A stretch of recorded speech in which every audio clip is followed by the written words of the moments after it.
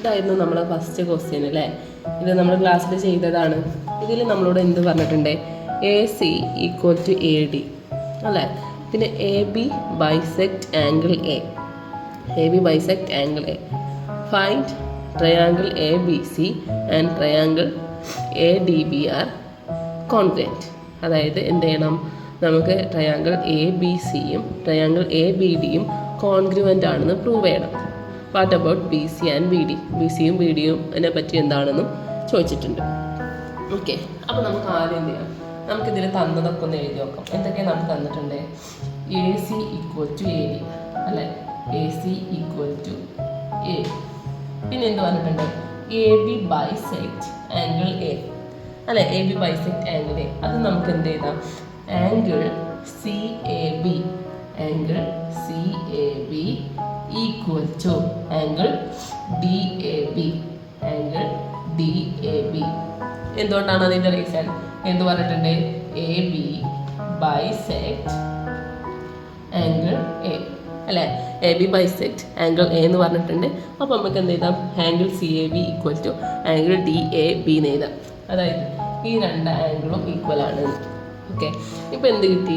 രണ്ട് ട്രയാങ്കിളിലും ഒരു സൈഡും ഒരു ആംഗിളും നമുക്ക് കിട്ടിയിട്ടുണ്ട്. അപ്പോൾ നമുക്ക് ഏതൊക്കെ റൂളാണുള്ളത്? SSS റൂളുണ്ട്, SAS റൂളുണ്ട്, ASA റൂളുണ്ട് അല്ലേ. അപ്പോൾ നമുക്കിതിൽ ഏത് വെച്ചാലാണ് നമുക്കിത് പ്രൂവ് ചെയ്യാൻ പറ്റുക നോക്കണം. രണ്ട് ട്രയാങ്കിളും കോൺഗ്രുവൻ്റ് ആണെന്ന് പ്രൂവ് ചെയ്യാൻ. അപ്പോൾ നോക്ക്, ABൻ്റെ അവസ്ഥ എന്താണ്? നമുക്ക് എന്ത് ചെയ്താം? ഈ രണ്ട് ട്രയാങ്കിളിലെയും AB = AB എന്ന് എഴുതാം. എന്തുകൊണ്ടാണ്?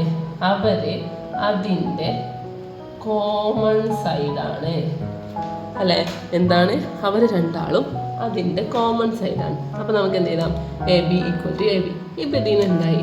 ഈ രണ്ട് സൈഡും ഈക്വലാണ്. ACയും ADയും ഈക്വലാണ്. അതിൻ്റെ ഇൻക്ലൂഡിങ് ആംഗിളും ഈക്വലാണ് അല്ലേ. ആ രണ്ട് സൈഡിൻ്റെ ഇൻക്ലൂഡിങ് ആംഗിളും ഈക്വലാണ്. അപ്പോൾ നമുക്ക് എന്ത് പറയാം? അക്കോർഡിംഗ് ടു SAS അങ്ങനല്ലേ പറയാം, side angle side. According to SAS rule എന്താണ്?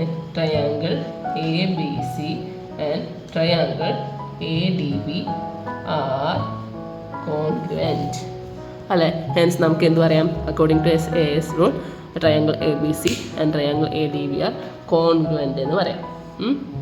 അത് നമ്മൾ പ്രൂവ് ചെയ്യും. ഫസ്റ്റ് നമ്മളത് പ്രൂവ് ചെയ്തു. പിന്നെ നമ്മളോട് ചോദിച്ചിട്ടുണ്ട് what about BC and BD. Okay, BC and BD എന്താണെന്ന് ചോദിച്ചിട്ടുണ്ട്. അപ്പം നമുക്ക് മനസ്സിലായി എന്ത്? അക്കോർഡിംഗ് ടു CPCT എന്താണ്?